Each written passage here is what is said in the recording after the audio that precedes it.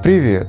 В этом видео я подведу итоги того, что мне пришлось пройти, с чем столкнуться и к чему я пришел при создании сожжения гомофобов. Это была самая сложная и объемная тема. Папка с отснятым материалом весит почти 150 гигабайт. Изначально я поставил себе цель донести до широкой общественности позицию научного сообщества. Я начал с изучения позиции APA и ВОЗ, затем искал статьи на PubMed и Google Scholar. И чем больше я углублялся в эту тему, тем сильнее становилось мое негодование. Широкая общественность ни черта не знает о гомосексуальности. Эта пропасть между фриками, что транслируют по ТВ, и научными данными увеличивалась буквально с каждым прочитанным предложением. С материалом были и другие проблемы. Например, для демонстрации того, к чему может привести гомофобия, я решил рассказать о случаях проявления систематической ненависти к ЛГБТ. Обычно при подготовке к темам так или иначе удается найти статистику с детальным распределением параметров. Но в случае с Россией все, что удалось найти по этой теме, это лишь соцопросы, показывающие общественное мнение касательно гомосексуалов, но не приводящих данных по людям, которых подвергают дискриминации.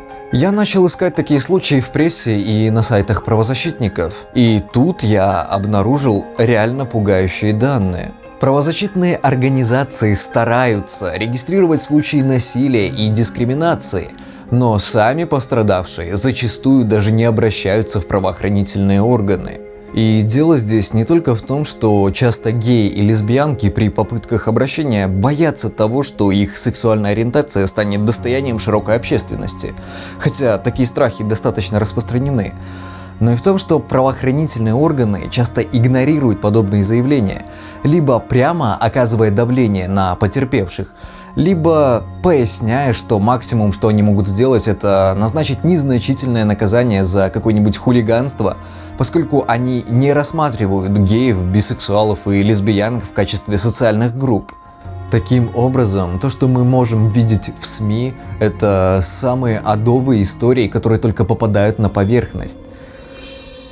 Когда ты каждый день читаешь о том, как людей избивают из-за их сексуальной ориентации, о том, как им изрезают гениталии, запихивают в задний проход бутылки, после чего раскраивают череп камнем, когда людей сжигают в их автомобилях, либо массово увольняют с их должностей без каких-либо на то оснований, о том, как применяют схемы, когда заманивают геев на квартиры, избивают их, снимают это на камеру и затем вымогают деньги. Когда ты читаешь криповые истории ЛГБТ-девочек, которых хотят исправить их сверстники, вряд ли получится передать словами то эмоциональное состояние, в котором пребываешь. Это чертовски сложно просыпаться каждым утром и понимать, что сотни и даже тысячи людей просто в твоем городе вынуждены скрывать свою сексуальную ориентацию, терпеть унижение и ущемление собственных прав. Это не какой-то дрянной сериальчик или дерьмовая книга, это реальность. И при этом ты выслушиваешь, читаешь мнение о том, что можно и промолчать. Мне вот интересно, насколько дерьмовым человеком надо быть, чтобы знать все это, знать, что правда на твоей стороне, что предрассудки гомофобного общества ничем не подкреплены, и от этого страдают живые люди, и просто молчать? У людей, мягко говоря, сбился полюс, они считают черное белым и массово поддерживают это. В общем, молчать я не смог. И тут передо мной стала другая проблема. А как весь этот объем психологических отчетов, метаанализов, исследовательских работ, публикаций как СМИ, так и историков донести до людей в интересной форме?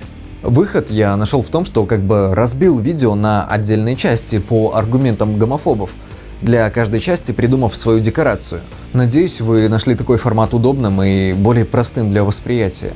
Да, кстати, надо сказать спасибо за помощь в создании этих тематических декораций от карт и образа психиатра конца 19 века. Но сейчас я психиатр 19 века. Я не знаю, как в 19 веке говорили психиатры, поэтому буду говорить как обычно. В чем же тут символизм, спросите вы? Я вам отвечу. Если опросы врачей действительно валидны, а скорее всего они валидны, учитывая общее количество психиатров по областям, то с российской психиатрией действительно все плохо, и она реально застряла в 19 веке. Но это в лучшем случае в 19. Странно, что лоботомию там еще не делают по признаку сексуальной ориентации. Я бы этому не удивился.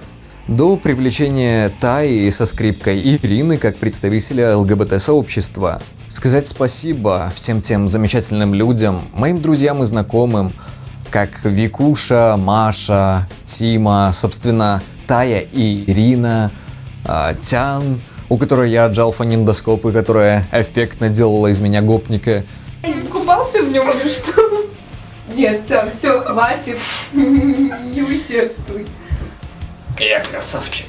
Вообще.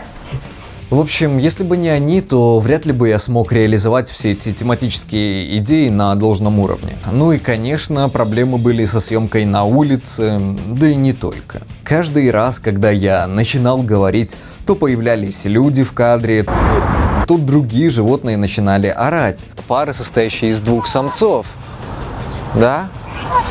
Или милые романтичные черные лебеди среди... В популяции серых гусей 15% самцов образуют однополые пары. Кстати, вон один из них. Ладно. Серьезно, серый гусь. То происходило еще что-либо непонятное. Людей У кого там звонит телефон? Потому что тысячи людей, и сейчас упадет окурок на мою. У меня пальцы замерзли, я кавычки нормально не смогу сказать. Ссылаться на Вороны. Дубль 2 может фокусироваться на мне, а не на этом Харрисе. Имело место в истории человечества и ведется заинтересованными людьми прямо сейчас. Мне лезут волосы в глаз, это не очень круто вообще. Я снимаю. Анал. Тебе очень нравится просто. Да, походу. Так и стало бы понятнее, почему кто-то хрустит семечками. Это анал. Гопников уже отсняли, но семечками все равно хрустят. Сколько можно? Так что, дорогие мои отрицающие собственную природу представители рода Homo, никто не виноват в том, что у вас встает на определенные стимулы. Вам было бы проще, призная вы свою природу и прекрати вы шелестеть пачкой чипсов. Были проблемы и с подбором окружения, где была бы подходящая акустическая среда. В зоопарке была классная локация, реально классная. Но шум падающей воды и окружающих птиц не позволил вести там запись.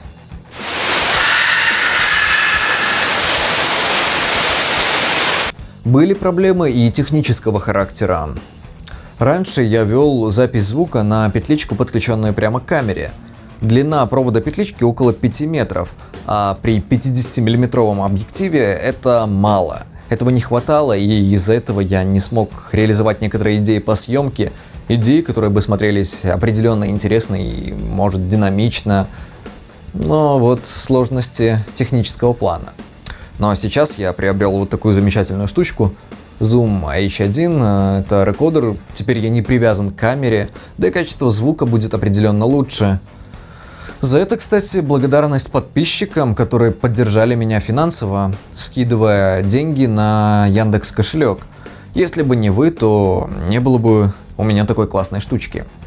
Вы лучшие, да, определенно. Ну, что еще хотелось бы отметить?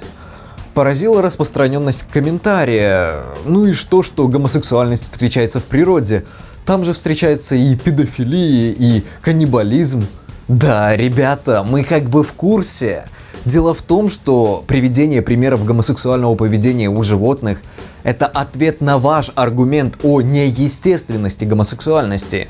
Вообще, это теологический аргумент, впервые выдвинутый, по-моему, Фомой Аквинским, если я не ошибаюсь. Мол, это было преступление против природы, Бога, естественности и все в таком духе. А некоторые комментаторы настолько блещут интеллектом, что умудряются в одном абзаце впихнуть слова «это неестественно» и «в природе есть каннибализм». Это вообще гений просто современной мысли. Я не знаю, как их описать. Что еще? Почему я не затронул асексуалов как сексуальное меньшинство, которое подвергают дискриминации? Видите ли, до лет 17-18 я сам относил себя к асексуалам. Ну, я находил множество куда более привлекательных вещей в мире, чем половое сношение. И, в общем-то, я на себе не ощущал каких-то общественных попирательств. Поправьте меня, если я в этом не прав.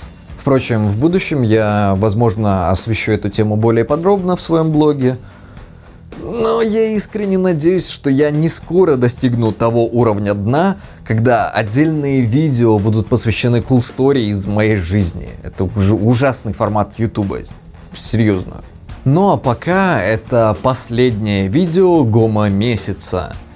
Еще хотелось бы, чтобы комментаторы, пишущие о том, что им надоели видео по этой тематике, поняли одну такую простую вещь. Вам надоело при наличии суммарного времени всех видео, что я сделал по этой теме, в 1 час 20 минут. А гомосексуальные люди вынуждены жить в борьбе за свои права всю свою сознательную жизнь. Так что хватит ныть. Просвещайте друзей, родственников, знакомых. Вы сделаете хорошее дело. Ведь священная корова гомофобии встречается даже у людей, которые позиционируют себя как критически мыслящие. А от священных коров, тем более поедающих чужие права, лучше избавляться.